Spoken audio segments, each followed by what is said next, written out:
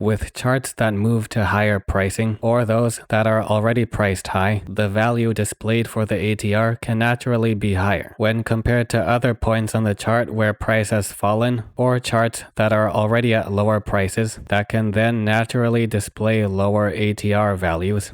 However, ATR is not representative of percentage movement. A chart at relatively low prices can display a small ATR value, even though it could be moving a lot in terms of percentage movement. Conversely, higher priced charts, or charts that are displayed in a format with higher units, such as a stock market index, can have relatively small percentage movements, yet the ATR would still naturally display large numbers. Then in a case like this where price rises up from 58 and later falls back down to the same approximate area around 65, the ATR value can be quite different, even though the chart is back close to the same price. In these cases, the ATR value is influenced more by how much price is fluctuating in the short term rather than the current price the chart is at.